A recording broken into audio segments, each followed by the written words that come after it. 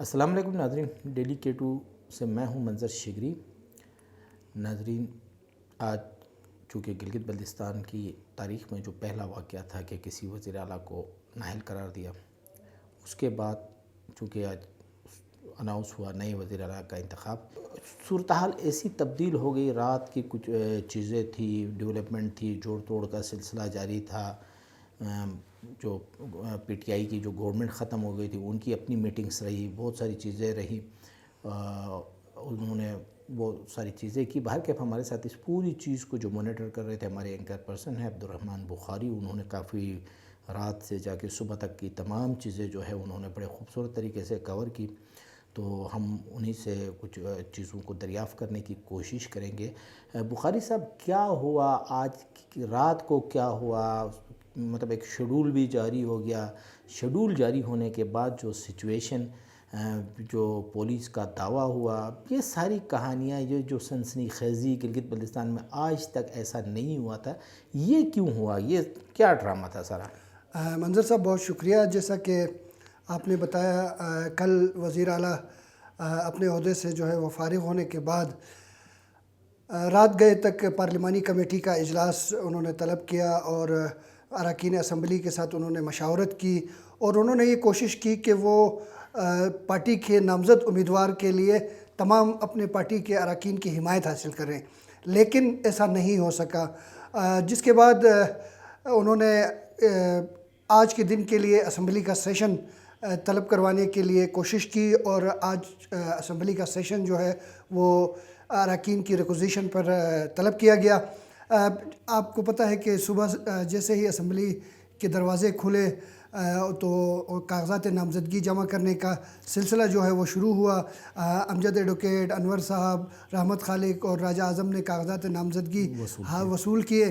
اس دوران اچانک سے ڈی آئی جی پولیس کی قیادت میں پولیس کی بہت بڑی نفری افسران اور جوانوں کی اسمبلی کے احاطے میں داخل ہو گئے، اسمبلی میں داخل ہو گئے، اور انہوں نے کچھ دیر تو پہلے وہ حالات کا جائزہ لیتے رہے، اور پھر اس کے بعد سب سے پہلے صحافیوں سے کہا گیا کہ آپ لوگ عمارت سے نکل جائیں۔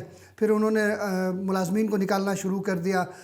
پھر دھیرے دھیرے اس پوری اسمبلی کی عمارت کو پولیس نے اپنی تحویل میں لے لیا، اور ابھی تک جب ہم بات کر رہے ہیں اس وقت اسمبلی کے دروازے جو ہیں مکمل بند ہیں، اور پولیس کی بھاری نفری اس وقت اندر موجود ہے۔ بخاری صاحب، جس انداز میں پولیس وہاں پر آئی، آپ نے بھی قریب سے دیکھا، ہم نے بھی دیکھا، انہوں نے تو ایک پوری اسٹریٹ بنائی ہوئی تھی۔ بلکہ میں نے ایک چیز اور بھی نوٹ کی ہے کہ خاتون ممبر اسمبلی کا جو ڈرائیور تھا اس پہ بڑا تشدد کیا۔ میں نے فوٹیج بنانے کی کوشش کی، اور تو بلکہ میرا موبائل چھینا گیا، میرے اوپر حملہ آور ہو گئے پولیس والے۔ تو مطلب یہ تو اس طرح آ رہے تھے جیسے کوئی خودکش بمبار آ رہا ہے تو اس کا راستہ روک رہے ہیں۔ کیا یہ کوئی طریقہ ہوتا ہے؟ اسمبلی کے اسپیکر کو پتہ نہیں تھا، سیکٹری کو پتہ نہیں تھا؟ یہ آٹونیمس باڈی ہے، یہ توہین نہیں ہے گلگت بلتستان اسمبلی کی؟ جی بالکل منظر صاحب، گزشتہ 22-23 سال میں نے کبھی اس طرح کی صورتحال اسمبلی میں نہیں دیکھی۔ معمول میں اسمبلی کی اپنی جو سیکیورٹی ہوتی ہے وہ وہاں ہوتی ہے، ضرورت پڑنے پر تھوڑی بہت پولیس نفری مرکزی دروازے پر ہمیشہ دکھائی دیتی ہے، لیکن آج غیر معمولی طور پر پولیس کی نفری تھی، جو بلڈنگ کے اندر تک داخل ہوئے، اور انہوں نے جیسے آپ بتا رہے ہیں اس طرح کے واقعات بھی پیش آئے، تو پھر یہ تاثر پیدا ہوا کہ وہ وہاں کسی ہدف کی گرفتاری کے لیے آئے ہیں۔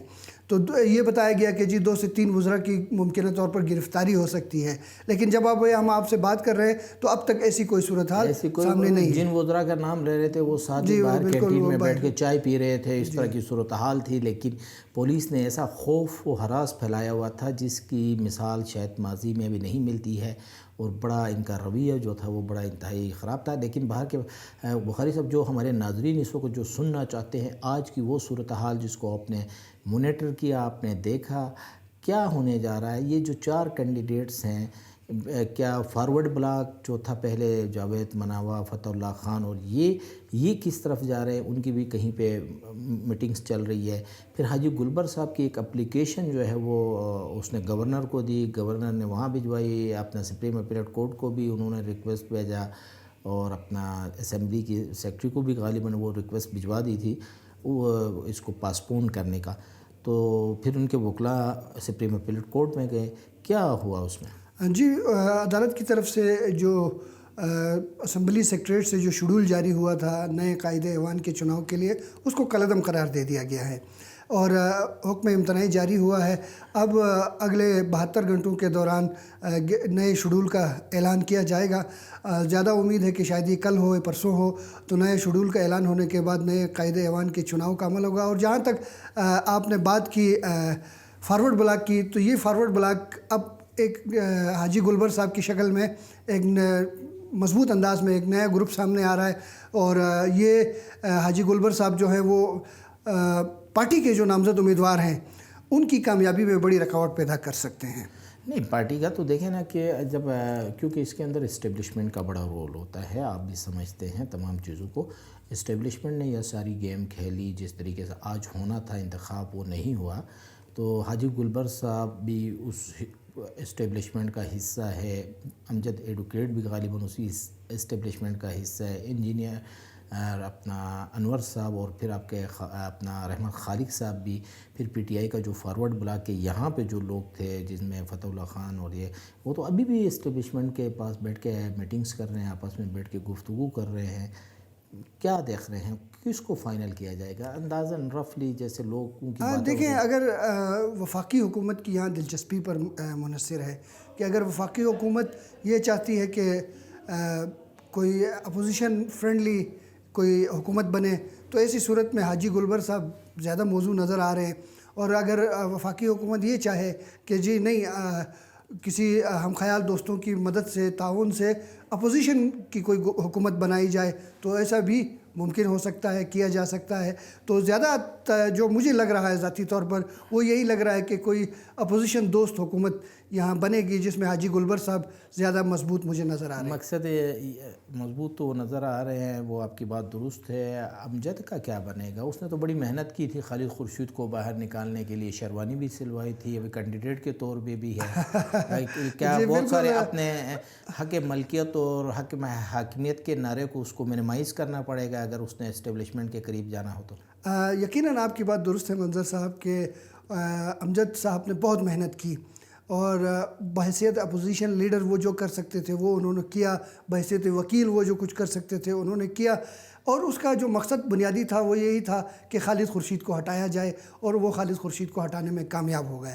اب یہ منحصر ہے ان کی پارٹی قیادت پر کہ اگر وہ پارٹی قیادت یہ چاہے کہ جی اگلے وزیر اعلیٰ جو ہیں امجد صاحب ہوں، تو پھر آپ کو جیسا کہ پتہ ہے کہ ایک ہی پارٹی کے گورنر نہیں رہ سکتے، گورنر وزیر اعلیٰ دونوں ایک ہی جماعتوں کے ساتھ مشکل ہو جاتا ہے، اور بہت سی ساری چیزیں ہیں، تو ان سب چیزوں کو دیکھنا پڑے گا، تو تب کہیں جا کر کوئی بات ان کے حق میں بن سکتی ہے۔ ایک بڑی ڈیولپمنٹ تھی جس کو آپ نے رپورٹ کیا تھا، وہ تمام لوگوں نے پھر اس کے بعد رپورٹ کیا، بالخصوص نذیر ایڈوکیٹ کے خلاف نو کانفیڈنس کی موشن جمع کروا دی امجد ایڈوکیٹ نے۔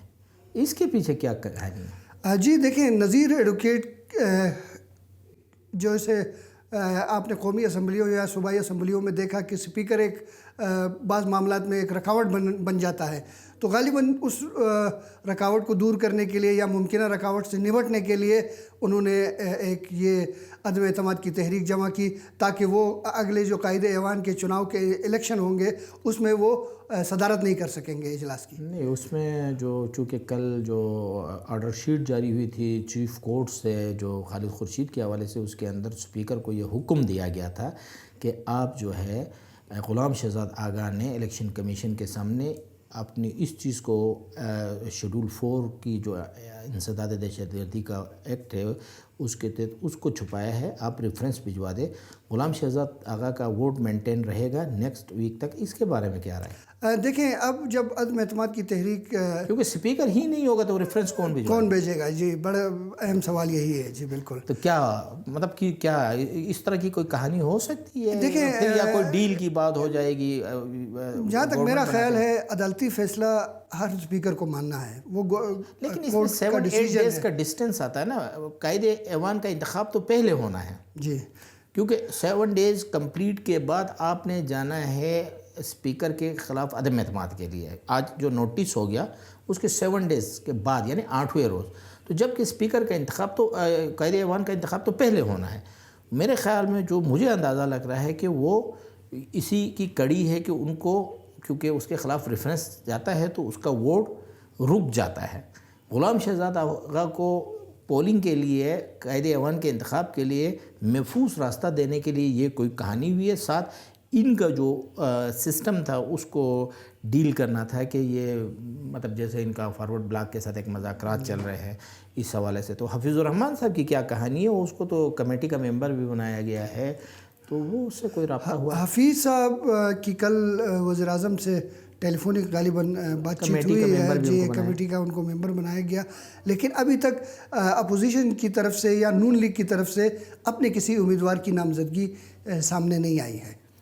کیا دیکھ رہے ہیں آج رات جو کل 72 گھنٹے جو ہے یہ بڑے امپورٹنٹ ہیں نئے حکومت؟ بالکل، اگلے 24 سے 48 گھنٹوں کے دوران یہ چیز واضح ہو جائے گی کہ اپوزیشن اپنا امیدوار کس کو نامزد کرتی ہے۔ ناظرین، آج دن بھر کی جو تھوڑی سی صورتحال تھی، بہت بلکہ ایک عجیب سی صورتحال تھی، اس سے آپ کو آگاہ کیا عبدالرحمن بخاری نے اپنی تفصیلی گفتگو میں۔ اسی کے ساتھ آپ سے گزارش ہوگی کہ آپ جو ڈیلی K2 اردو کا جو پیج ہے اس کو فالو کیجئے گا، فیس بک پہ، ٹویٹر پہ، انسٹاگرام پہ اور یوٹیوب پہ۔ اسی کے ساتھ اجازت دیجئے، جو بھی اپڈیٹ ہوگی ہم آپ کو آگاہ کرتے رہیں گے۔